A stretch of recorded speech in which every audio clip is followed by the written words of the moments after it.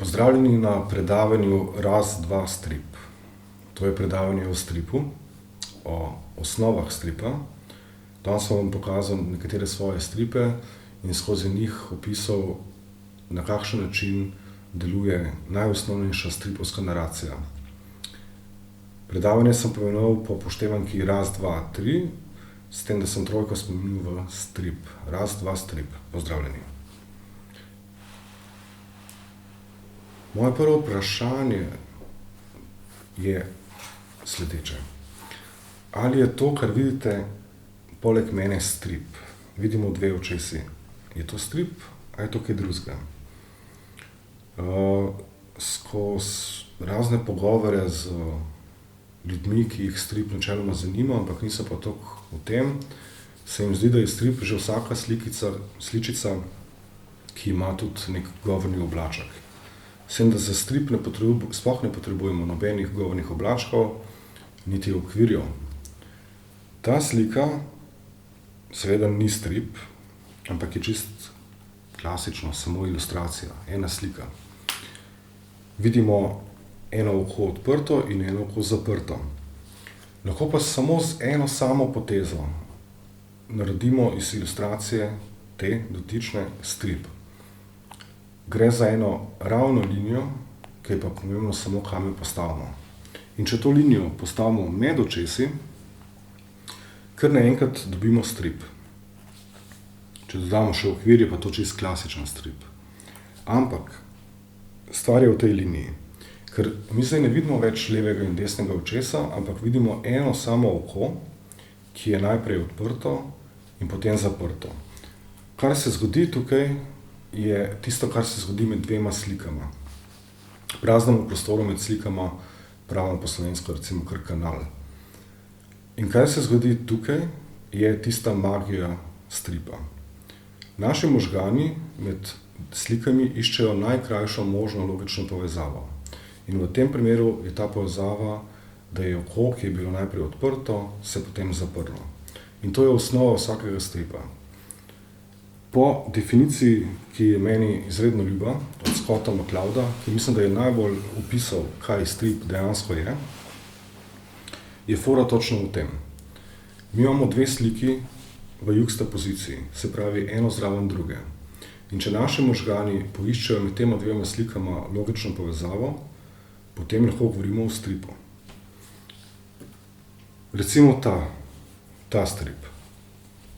Tukaj vidimo dve sliki, eno poleg druge, sestavljata te dve sliki pa različni elementi. Na prvi vidimo enega možica, ki hodi v dežju, na drugi vidimo klavir. Se pravi, na prvi sliki ne vidimo klavirja in na drugi sliki ne vidimo možica, ampak večinoma bojo možgani naši povezali, da je klavir padel na tega gospoda.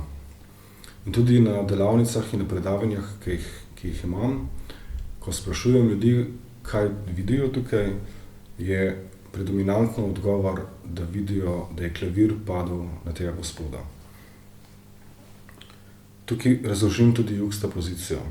Če te sliki ne bi stali ena zraven druge, potem ne bi bilo v bistvu nobene variante, da mi povežemo to. Kljub temu, da uporabljata isti vizualni nagovor, da imata isto sivino, iste elemente, kot so recimo dežne kaplje.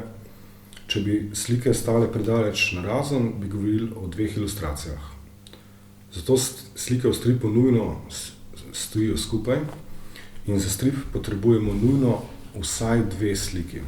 Če hočemo, da med prvo in med drugo sliko mineva čas, potrebujemo dve sliki. In v sami osnovi je to strip. Ne potrebujemo stripovskih oblačkov, ne potrebujemo okvirjev, potrebujemo samo dve sliki, ki jih lahko jasno postavimo v dve časovni obdobji in med njima najdemo najkrajšo možno logično povezavo.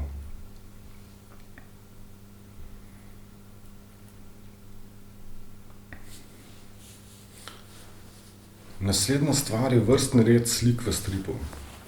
Na prvi pogled se zdi tale prikaz popolnoma banalen. Vsaj odraslim bralcem je popolnoma jasno, da se stripe bere od leve proti desni in od spodaj navzdol. Je pa zanimivo, kolikokrat se na raznih delavnicah, ki jih imam za mlajše, ta vrstni red začne zelo, zelo hitro podirati.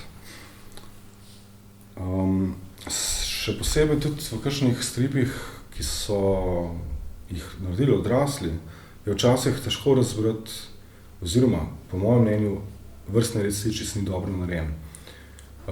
Dostikrat si kakšni striparji pomagajo z raznimi puščicami, včasih zelo inteligentno in v bistvu to formo izkoriščajo v prid, v zanimiv likovni stripovski narativ.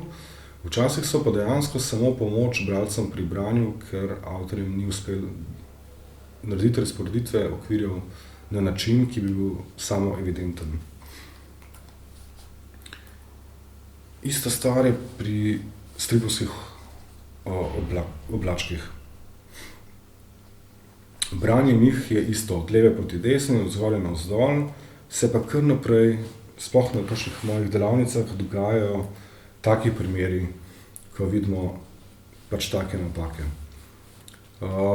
Pri snovanju stripov je vedno pomembna kompozicija sama, kot likovna kompozicija, ampak strip je predvsem v prvi vrsti literarna zvrst in je pomemben način branja in vrstni red.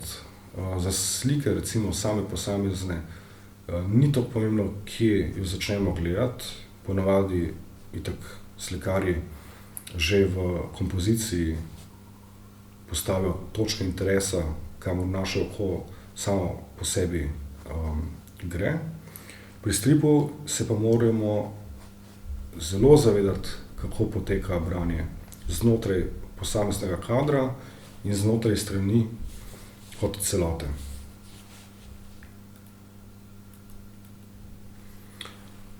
En od teh primerov je ta moj strip Ekspresna izdelava in dostava ključev v ključarstvo Gubec. Pri njemu vidimo gospoda, ki je izgubil ključ in razmeče celotno stanovanje, da bi ta ključ poiskal, pa ga ne najde. Ta strip sem zastavil kot stripovsko uganko in sem spodaj zapisal: pomagajte mojstru Gubcu poiskati izgubljeni ključ.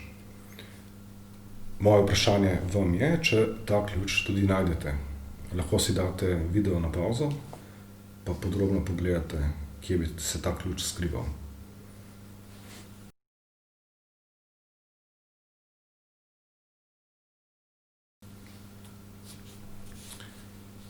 Ko sem prej omenil, kako pomembno je branje znotraj enega kadra in da je prav tako pomembno branje strani kot celote, sem tukaj želel pokazati točno to. Ta izgubljeni ključ se skriva v celotni kompoziciji. S tem sem hotel pokazati moč stripa kot likovnega medija in zakaj je stran kot celota toliko pomembna. Isto je pri stripih, ki jih beremo recimo v knjigah, pomembna še neka stvar in to so soležne strani. Se pravi, tukaj je tudi kompozicija, v tem primeru recimo trojna. Imamo kompozicijo znotraj kadra, imamo kompozicijo znotraj strani in kompozicijo na dveh soležnih straneh.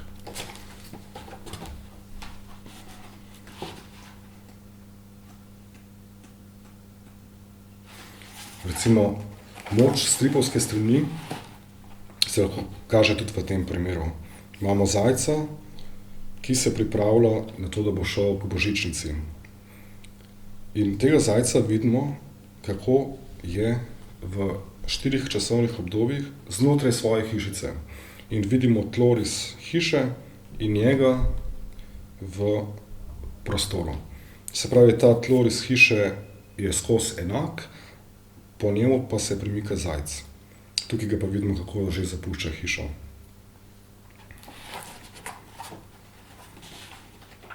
Vedno rad poudarjam, da za strip ne potrebujemo, kot nekateri mislijo, besedila. Se pravi, stripe komot beremo brez besedila. Ponavadi so malo zahtevnejši stripi brez besedila, pravimo jim nemi stripi. Malo zahtevnejši so pa zato, ker ni nobenih besed, ki bi pomagale razumeti dogajanje v stripu. Tako se moramo zanašati samo na slike in si včasih vzeti malo več časa, da lahko razberemo dogajanje. V pričujočem stripu Še ena ljubezenska sem želel pokazati prav to. Nobenih besed, nobenih stripovskih oblačkov in nobenih okvirjev. Če želimo to prebrati kot strip, moramo prepoznati, da ne gre za 6 različnih parov, ampak za en par v 6 časovnih obdobjih.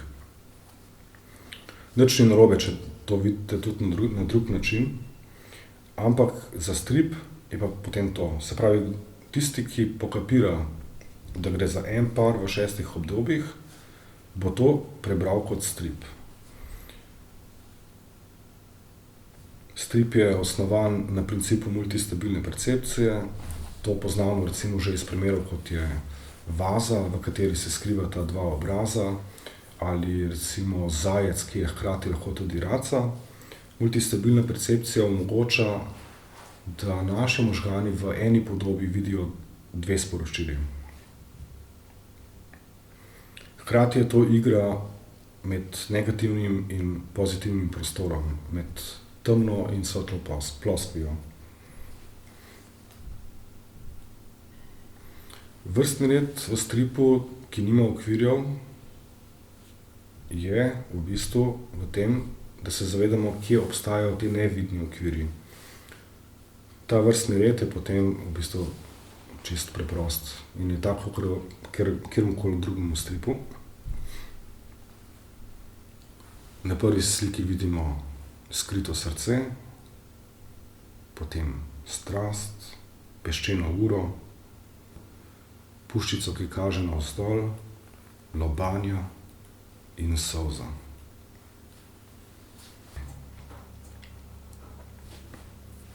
Če sem na začetku predavanja rekel, da za strip nujno potrebujemo 2 sliki, pa v tem stripu malo kršim pravila. Strip se imenuje Bilo je zapisano, usodna ljubezenska zgodba. Naredil sem ga leta 2011 v sklopu svoje diplomske naloge in spodaj sem pripisal, da gre za strip v sliki. Se pravi, za strip v eni sami sliki. Kar pa ni čisto res, ker je strip namenjen branju v digitalnem prostoru in narejen v programu Flash, ki zdaj počasi umira. Tukaj vidimo ob stripu eno puščico, ki služi kot gumb. In če pritisnemo na to puščico, se začne kader peljati v globino slike. In tako vidimo tega poštarja, ki se odpravi na delo in hodi pač naokoli s svojim motorjem in mi se v stripu pomikamo vedno bolj v globino tega stripa. Tako da vse te slike, vsi prizori, in teh prizorov je 8, so v eni sami sliki. In da to prepoznamo kot enega poštarja v 8 prizorih, moramo to razumeti kot strip. Tako kot, to bo, no. No, tako sedimo temu poštarju v svoji službi, vse do konca. Konec je pa lahko srečen ali pa nesrečen. Ta poštar lahko leti v nebo na krilih ljubezni ali pa leti v nebesa. S zadnjim klikom pa vidimo celoten format tega stripa.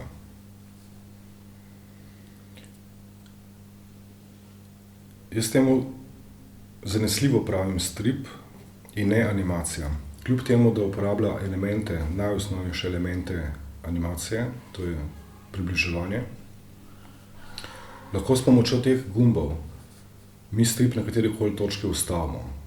In to je nekaj, kar je zelo svojstveno stripu.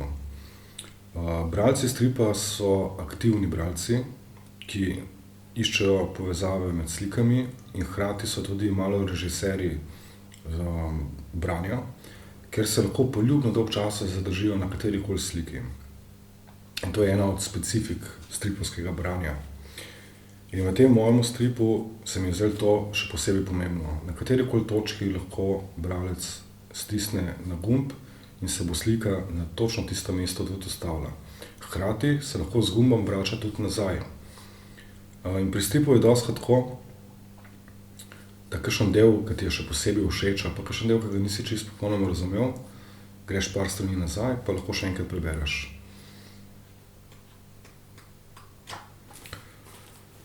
Ko sem snoval Grdino in ko smo se zmenili za ta mali format, 15x15 centimetrov,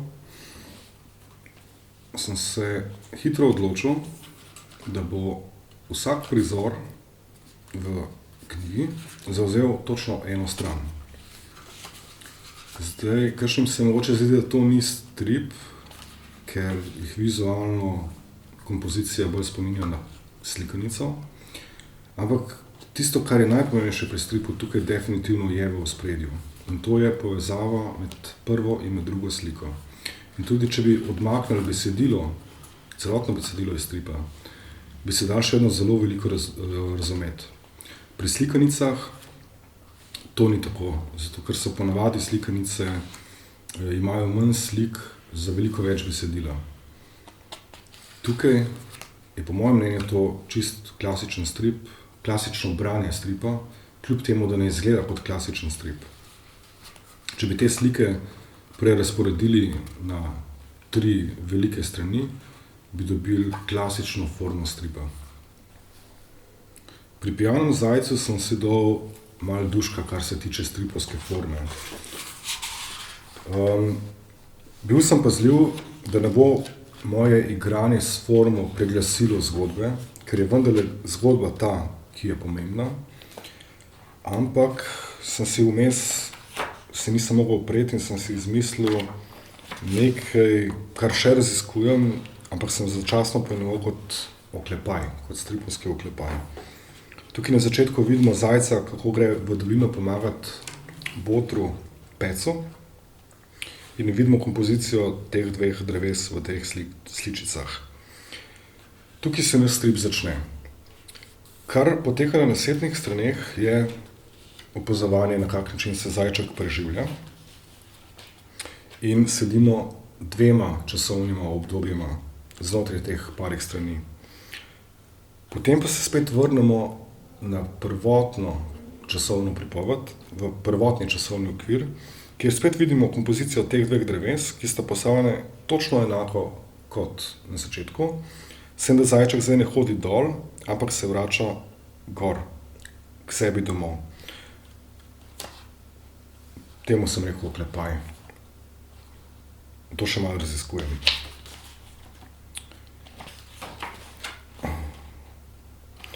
Na naslednji, ko poseže po flaši, zajček, Pijani zajec se res imenuje pripoved, ampak zajec ni nikoli pil, on je bil vedno trezen, bil je pa čisto osamljen. In v tej strašni tegobi je pograbil flašo, ki jo je prej kupil, da bo lepo preživel božič.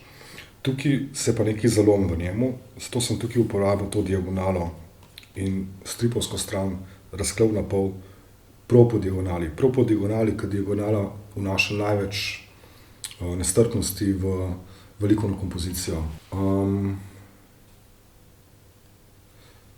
To je bilo moje predavanje Raz, dva, strip. Upam, da ste v njem uživali. Naj živijo stripi. Lepo se imejte.